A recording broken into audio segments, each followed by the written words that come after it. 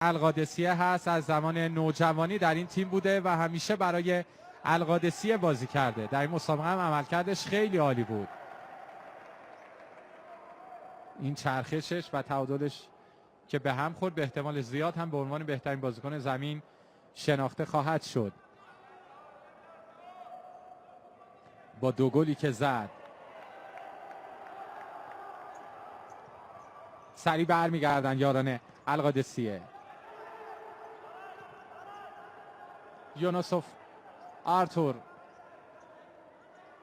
کرونگ لوان، آرتور ضربه رو محکم میزنه و توپ به بیرون میره.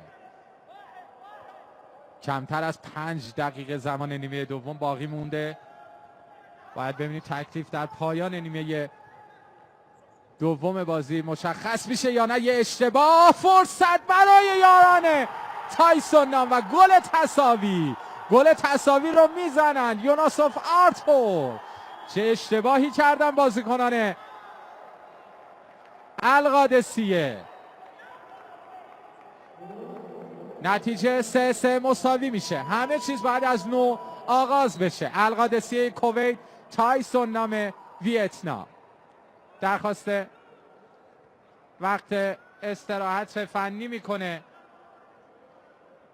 فابیو کورتس. با هم میبینیم عجب اشتباهی انجام دادن اونجا و راحت توپ رو در اختیار یاران حریف قرار دادن. کجا میخواست پاس بده عبدالرحمن الوادی و حمد حیات هم که نتونست توپ رو بگیره. عبدالرحمن وادی روی این گل مقصر بود.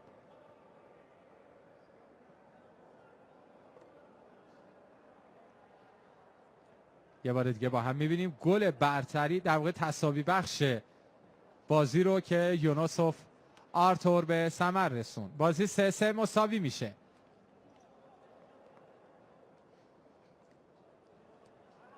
مطمئن باشید که در ادامه بازی بسیار حساستر و پر استرستر خواهد شد برای بازیکنان و نیمکت‌های دو تیم.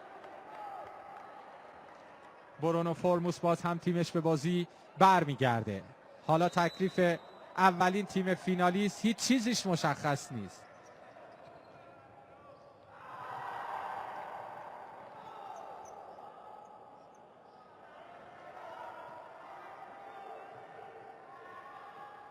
انگو توان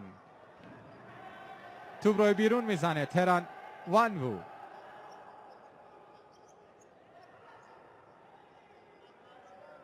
دوباره یاران القادسیه.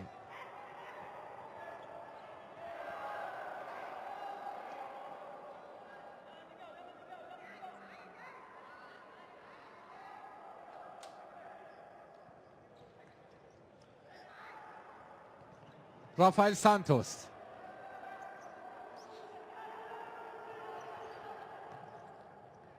در اون سمت میدان. حرکت انگوین تری بی ثمر هست. یاران القادسیه باید بازی رو دنبال کنن. اونها به دنبال زدن گل برتری هستن. باز هم یه فرصت عالی. چقدر معطل میکنه. چقدر معطل کرد عبدالرحمن الوادی. عجب فرصتی رو از دست داد و توپی که راهی کورنر شد. با هم میبینیم. نگاه کنید. بدین شکل توپ روی بیرون زد. نمیدونم یه مقدار از قبلترش 2-3 ثانیه قبلتر رو بتونیم ببینیم یا خیر که چقدر معطل کرد عبدالرحمن الوادی. حیات ضربه رو میزنه.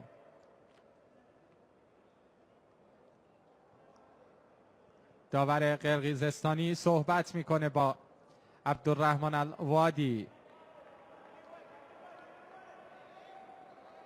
آقای بوکایف سعی میکنه با آرامش صحبت بکنه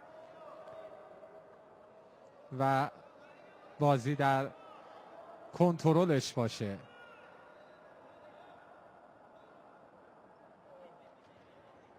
انگو توان مراقب اوضاع است.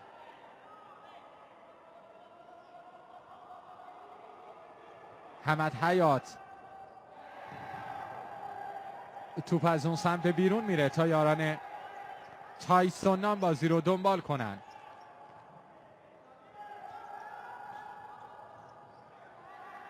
انگوتوان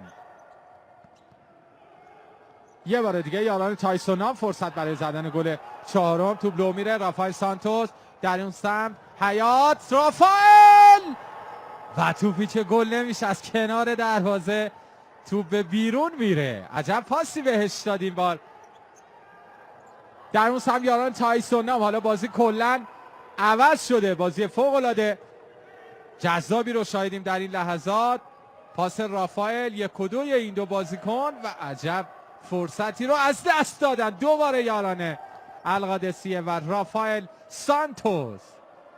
این صحنه قبلی پاس حمد حیات. خود رافائل توپ اولو بهش داد. 1-2 اونها و این هم ضربه بعدی رافائل سانتوس. انگوتوان مصدومه. البته اونها دروازه‌بان ذخیره هم دارن برخلاف نماینده امارات که فقط با 9 بازیکن اومده بود به اینجا بدون دروازه‌بان ذخیره، فقط با یه دروازه‌بان. ببینیم وضعیت انگوتوان به چه شکلیه.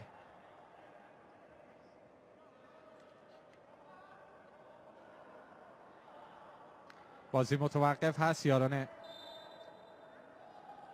تایسون نام باید بازی رو دنبال کنن.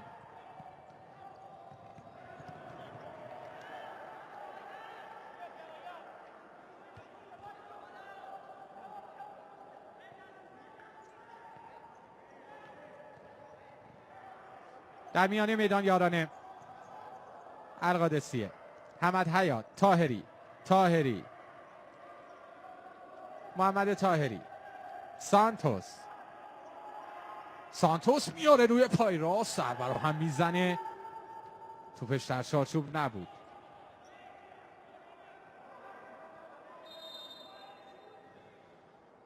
و هم میبینیم ضربه رافائل سانتوس.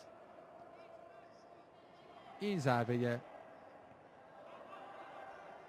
رافائل سانتوس که با اختلاف کمی از کنار دروازه بیرون رفت. 3-3 مساوی. یه موقعیت برای تایسون نام. آرتور اضافه میشه. آرتور بدون معطلی میزنه. یونوسف آرتور روی پاس تران لونگوو و حسن ابراهیم که راه توپ رو بس. حالا حسن ابراهیم مصدوم میشه. این ضربه محکم آرتور هست. فرصت عالی بود برای تیم تایسون نام.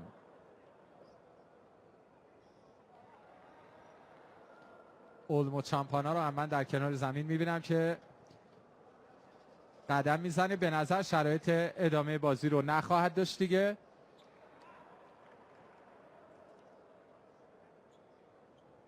دو دقیقه و 45 ثانیه تقریبا از زمان نیمه دوم باقی مونده. یاران تایسون نام اونجا اعتقاد به خطا داشتن ظاهرا. حسن ابراهیم یه پرتاب بلند. آرتور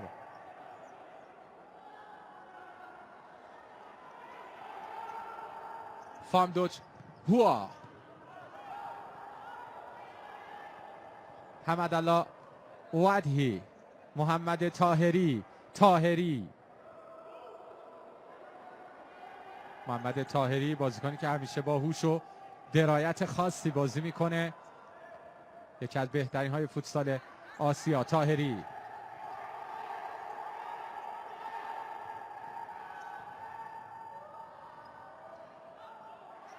حال یاران تایسون نام توپ رو میگیرن. یه موقعیت در اون سمت. ارسال توپ و حسن ابراهیم ارتباط رو قطع میکنه. توپی که لونگوو ارسال کرد. دوباره تایسون نام در میانه میدان. جنگ بر سر گرفتن توپ. اونجا خوشوبش میکنن بازیکنان دو تیم.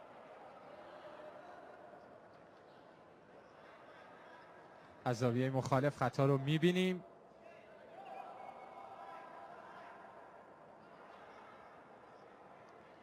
و لحظه ای که روی رافائل خطا کردن. تعداد خطاها یکی یک هست. محمد طاهری پشت توپ با دورخیز زیاد به شکل پاس ضربه رو حالا میزنن و خیلی راحت این فرصت از دست رفت. در این سمت میدان طاهری اجازه میده توپ به بیرون بره و فام دوچهوا دست خالی بر میگرده.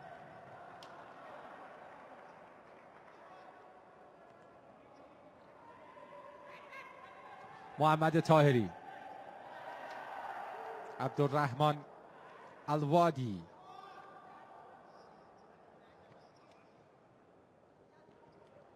ششمین دوره رقابت‌های فوتسال جام باشگاهی آسیا به میزبانی شهر اصفهان برگزار میشه.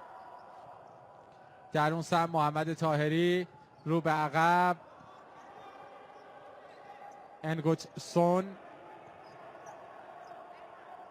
عبدالرحمن طویل، انگوتوان،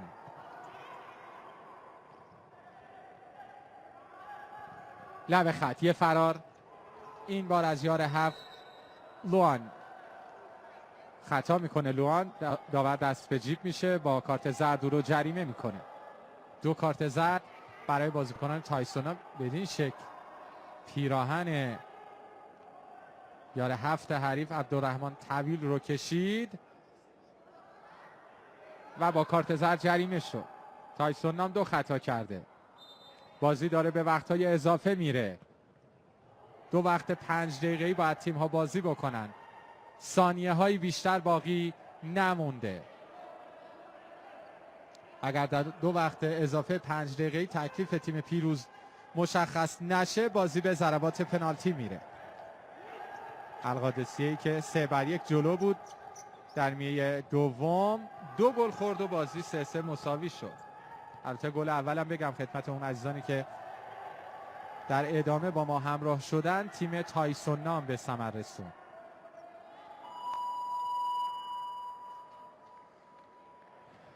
خب به فاصله تقریبا کمتر از 30 ثانیه تا پایان بازی درخواست تایم استراحت میکنن. شاید مربی تایسون نام میخواد در همین ثانیه های باقی مونده کار رو تمام بکنه. اگر ضربه ایستگاهی برای تیمی به وجود بیاد، معمولا توی کمتر از حتی 4-5 ثانیه مثل ضربه کرنر یا ضربه ایستگاهی یه تیم میتونه گل برتری رو بزنه. اتفاقی که بارها و بارها در مسابقات مختلف شاهدش بودیم. آخرین توصیه های برونو فورموس در وقت قانونی این مسابقه با بازیکنان جوان تیمش، بازیکنان بی‌حاشیه و بی‌ادعای تایسون نام که در این تورنمنت بازی‌های خوبی رو انجام دادن.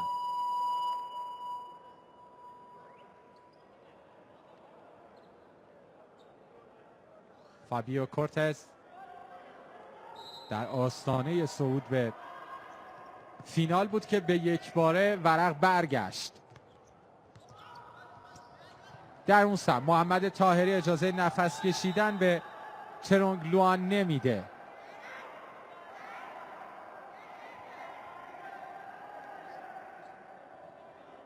اونجا مجبور میشه خطا بکنه ترونگ لوان. 3مین خطا هم ثبت میشه. چند متر جلوتر ضربه شروع مجدد رو باید بزنن. ثانیه های پایانی بازی آیا گلی رو به همراه خواهد داشت یا نه؟ اگر تیمی گل بخوره دیگه جبرانش تقریبا غیر ممکنه در این لحظات.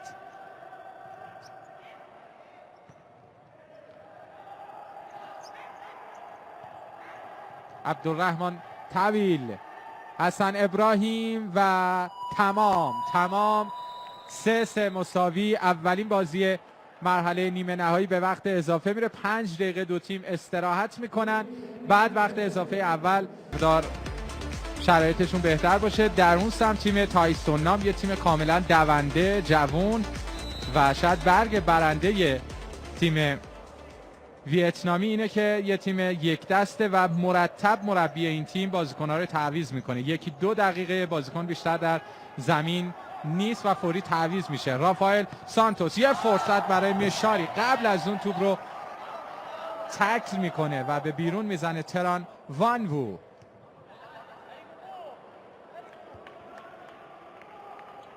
توپ رو بیرون فرستاد و یاران القادسیه بعد بازی رو به گردش در میان. نگاه میکنید به چه شکلی توپ جلوی پاهای مشاری النکاس به بیرون فرستاده شد. توپ بلند رافائل سانتوس، بازیکن برزیلی که اشاره کردم 2 فصله که در لیگ کویت هم بازیکن تیم القادسیه بوده. تران وانوو با انگوین کوان در اون سمت یه فرصت، یار هفته ویتنامی ها ترونگ لوان که توپش به بیرون رفت. حسن ابراهیم دروازه‌بان ایرانی الاصل القادسیه، تیم بانک بیروت هم یه دروازه‌بان ایرانی الاصل داشت، حسین همدانی که واکنش‌های خوبی رو هم داشت. خطا اعلام شده به سود تیم تایسون نام. 2 خطا میشه. خطایی که در نیمه دوم بازی رقم میخوره در وقتهای اضافه به قوت خودش باقی میمونه و اینجور نیست که پاک بشه مثل خطایی که در نیمه اول تیم‌ها انجام میدن. با شروع نیمه دوم اون خطاها نادیده گرفته میشه، اما در وقت اضافه خطاهای نیمه دوم به قوت خودش باقی میمونه. الان تعداد خطاها 3 در مقابل 2 هست. ویتنامی ها 3 خطا رو انجام دادن. حالا ضربه رو میزنن مستقیم. رافائل سانتوس توپ رو میبره به اون سمت، فرصت برای تیم القادسیه و ضربه این بازیکن حمدالله وادی، بازیکن تیم یرموک که او هم به طور کمکی و قرضی برای القادسیه در این مسابقات بازی میکنه. ترونگ لوان، تران وانوو، کوان، دوباره وانوو توپ رو بیرون میزنه تا به وضعیت یار آسیب دیدهشون رسیدگی بشه. پزشک ویتنامی ها هم به زمین میاد.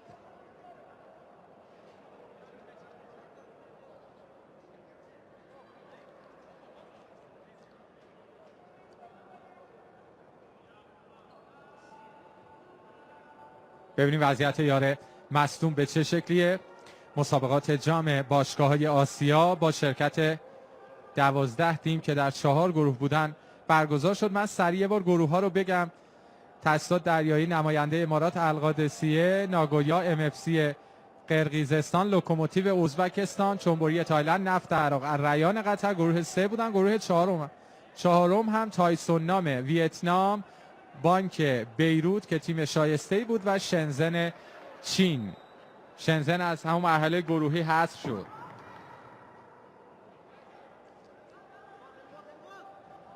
با 2 باخت. خب یاران تایسون هم بازی رو دنبال میکنن. تران وانوو، دوباره تران وانوو یه توپ رو میفرسته در این سمت برای استفاده انگوین تری. این بازیکن چون وانوو که انگو تری نتونست از اون توپ استفاده بکنه.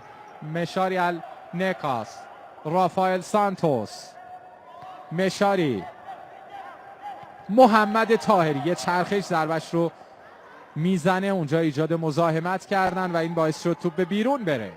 انگو توان بلند، خروج حسن ابراهیم. یکی از تیم ها باید از گردونه رقابت ها کنار برن. کسب نایب قهرمانی هم افتخار بزرگی میتونه برای این 2 تیم باشه، حالا چه القادسیه چه تایسون نام ویتنام، در تقابل با حریفی احتمالی به نام تأسیسات دریایی.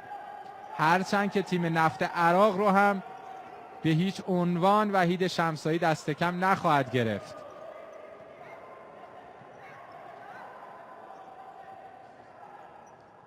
تعداد تماشاگرها همه داره بیشتر میشه هر چقدر نزدیکتر میشیم به بازی دوم مرحله نیمه نهایی که بین تأسیسات و نفت عراق برگزار میشه. ضربه رافائل سانتوس از کنار دروازه به بیرون رفت.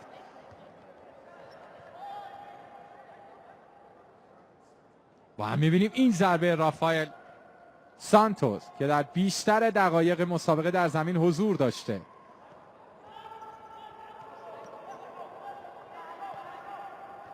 لحظه‌ای که پاس رو دریافت کرد و این هم ضربه‌ای که توپش به بیرون رفت. انگوین تری، یونوسوف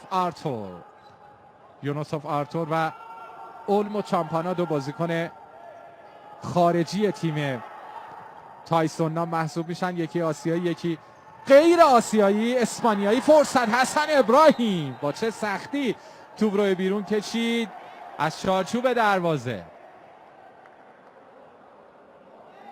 یاران تایسون نام رو از روی نقطه کرنر بعد بازی رو دنبال کنن. نگاه کنید این توپی بود که حسن ابراهیم بیرون کشید از دروازه.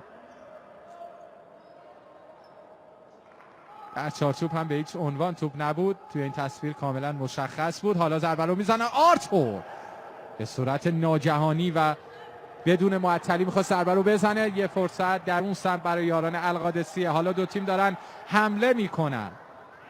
شما یه بار دیگه اون صحنه رو میبینید. انگوتسون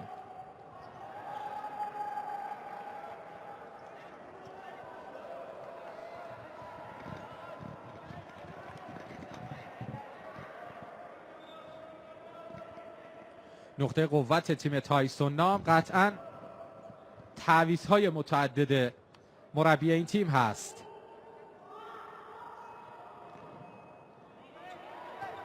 در اون سمت یاران القادسیه یه موقعیت یک ضربه از راه دور این بار از عبدالرحمن الطویل و توپش به بیرون میره.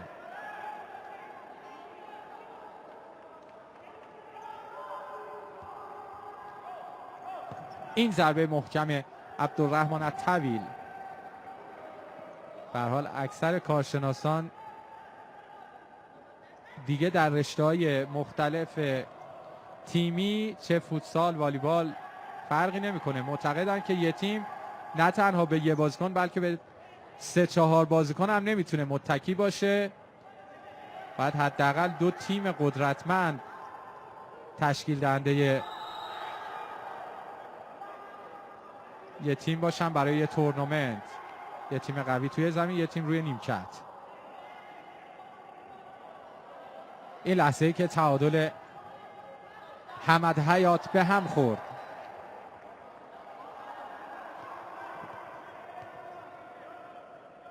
بازی رو باید یاران القادسیه به گردش در بیارن.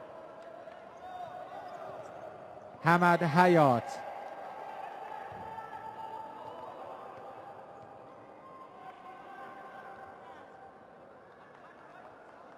تعداد خطاها 4 در مقابل 2. یه خطا دیگه بکنه تایسون نام از خطای بعدی دیگه یاران القادسیه از روی نقطه دوم میتونن دروازه این تیم رو هدف قرار بدن. 3-3 مساوی.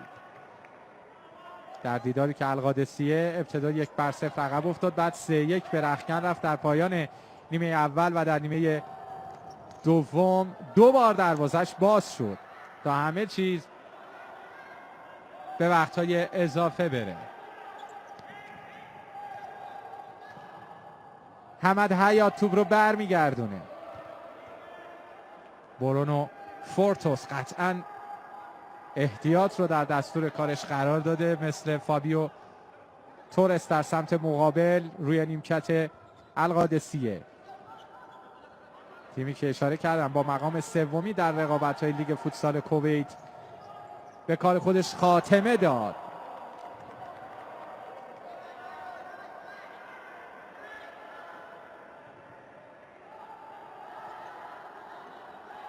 عبدالرحمن الطویل میبره به اون سمت. انگوتوان آرتور ارتباط رو قطع میکنن. حالا سریع یاران القادسیه و بازی تموم میشه. در 5 دقیقه اول وقت اضافه دو تیم باید سریع جای خودشون رو در زمین بتونه با عبور از سد تأسیسات و خلق شگفتی در فینال با اونها مواجه بشه، چون اونها میدونن که با تأسیسات کار سختی رو خواهند داشت. یه بار دیگه رافائل، اگر دو تیم تأسیسات و القادسیه هم به فینال برن، اصلا تماشاگران و بازیکنان تأسیسات نباید فکر کنن که القادسیه اون تیمیه که با 9 گل باخت در بازی مرحله گروهی. محمد طاهری توپ به دست یاره 11 کران وانوو هم برخورد کرد. عجب فرصتی بود برای تیم القادسیه. با هم میبینیم اشتباه دروازه‌بان محمد طاهری و فرصت عالی که با دست پاچگی توپ را از اون منطقه دور کردن.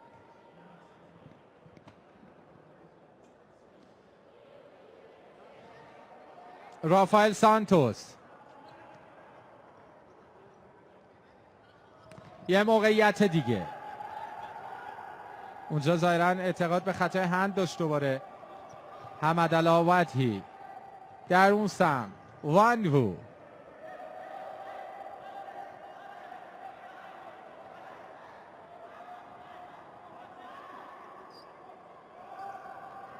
بازی رو دنبال میکنن. تران وانوو، انگوتوان، یه توپ بلند در اون سمت، کنترلش اصلا جالب نیست. انگوین تری این بازیکن، یاران القادسیه بازی رو دنبال میکنن. محمد طاهری، مهدی جاوید دیگر بازیکن گیتی پسند هم برای تیم بانک بیروت لبنان بازی میکرد که دیروز اونها در ضربات پنالتی مغلوب تیم نفت عراق شدن. سپهر محمدی هم که گفتیم برای الریان قطر بازی میکرد.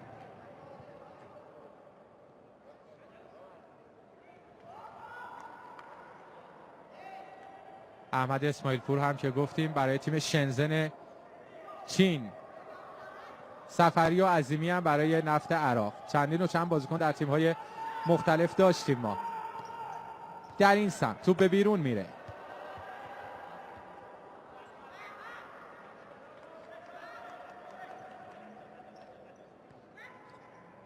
حسن ابراهیم،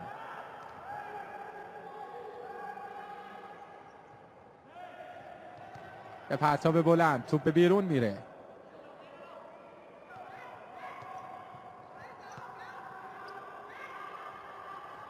لب خط حرکت رافائل سانتوس در اون سمت ارتباط رو قطع میکنه. حمدالله وادهی سریع بازی رو دنبال میکنن. تری ضربه رو میزنه، البته نه جان تریا، انگوین تری.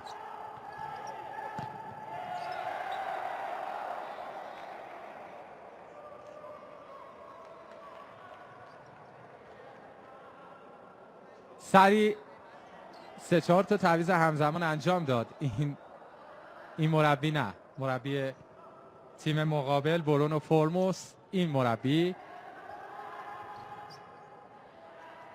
تعداد اسپانیایی ها و برزیلی ها روی نیمکت ها زیاد بوده.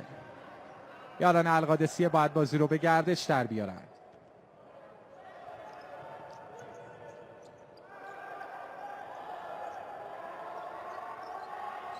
شما بینندگان عزیز برنامه چهارسوی ورزش، همچنان بیننده بازی حساس تیم‌های تایسون نام ویتنام و القادسیه کویت هستید. به هر حال این مسابقات به میزبانی کشورمون برگزار میشه. یه موقعیت عالی این بار برای عبدالرحمن الوادی، 2 گل در نیمه اول زد. عجب فرصتی داشت، عجب فرصتی داشت عبدالرحمن وادی. اگر گل رو میزد شاید کار دیگه تموم میشد برای تایسون نام.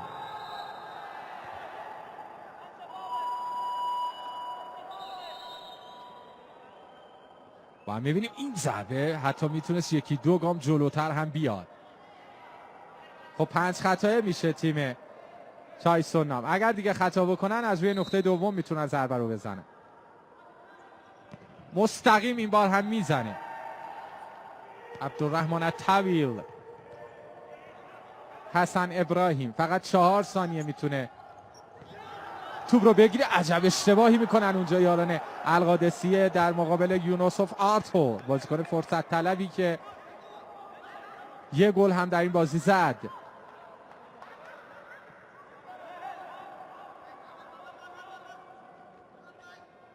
حالا یاران تایسون نام.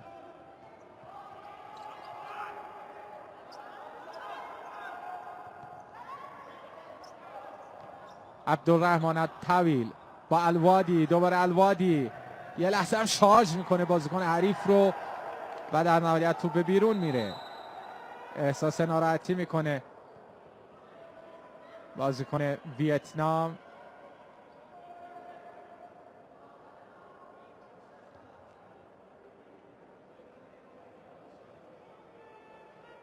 بیش از 2 دقیقه تا پایان باقی مونده. 5 در مقابل 2 تعداد خطاها. حسن ابراهیم شاید خودش رو داره آماده میکنه برای ضربات پنالتی.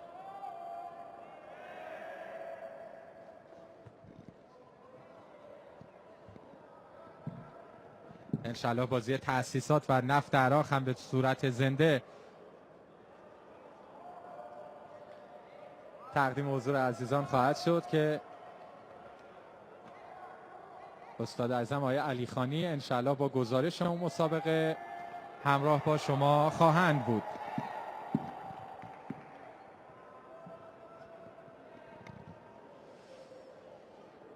خب بازی کماکان متوقفه به خاطر مصدومیت بازیکن تایسون نام. حالا بازی رو دنبال میکنن. حمد حیات تو برخورد میکنه بازیکن ویتنام.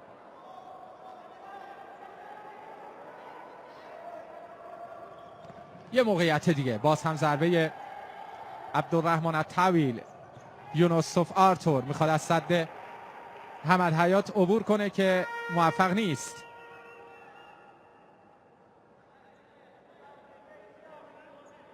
به وضعیت چرونگلوان دارن رسیدگی میکنن بیرون زمین که مصدوم شد. یونوسوف آرتور. تران وانوو. یه توپ بلند دیگه.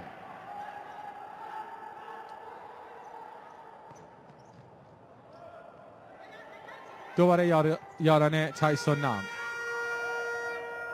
انگوین تری. حمد حیات میتونه پاس بده به این سمت، جایی که عبدالرحمن الطویل حرکت کرده بود. ببینیم وضعیت آرتور این دفعه به چه شکلیه. به هر حال 2 تیم فینالیست و تیم هایی که برای سوم چهارمی بازی میکنن 48 ساعت تقریبا استراحت میکنن و روز جمعه انشالله بازی فینال برگزار خواهد شد. البته با توجه به که همزمان با رقابت‌های لیگ برتر فوتبالمون بازی فینال یه جوری میشد برنامه‌ریزی کرد که همه علاقه‌مندان به فوتبال با توجه به اهمیت این میزبانی حداقل برای کشورمون بازی فینال رو بتونن راحت ببینن. اونجا توپ به دست انگوین تری هم برخورد کرده بود.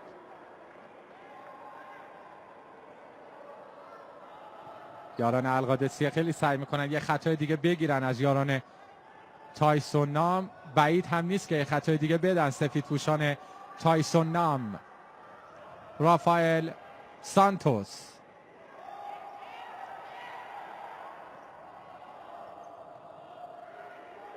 محمد طاهری. حمد حیات روی پای چپ ضربه رو میزنه، توپ رو بر میگردونه از اون منطقه. انگوین تری. محمد طاهری. طاهری رحمان برای خود طاهری. باید سریع برگردن بازیکنان القادسیه. خب یه مقدار ما بیشتر طرفدار القادسیه‌ایم چون محمد طاهری اونجا بازی میکنه. محمد طاهری.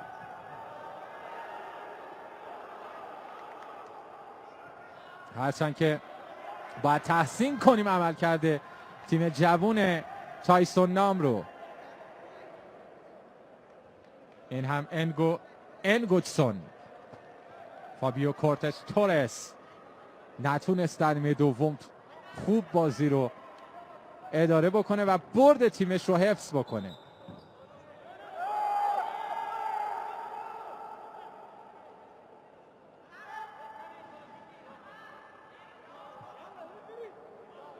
یاران تایسون نام باید بازی رو دنبال کنن.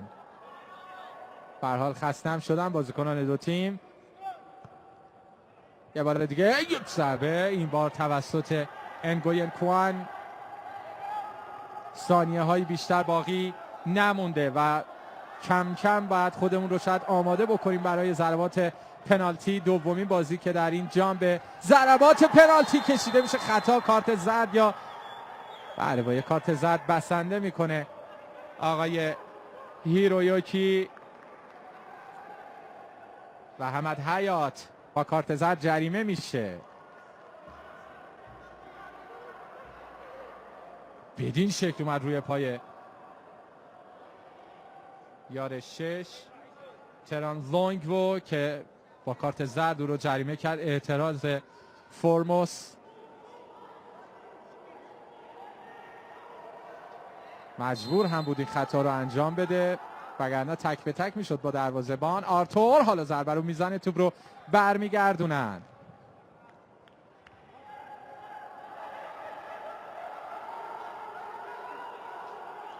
پرتاب بلند از انگوتوان در اون سمت توپ به بیرون میره. کمتر از یک ثانیه تمام بازی. باید بریم به وقتهای در واقع به ضربات پنالتی. پایان مسابقه تساوی 3-3 تایسون نام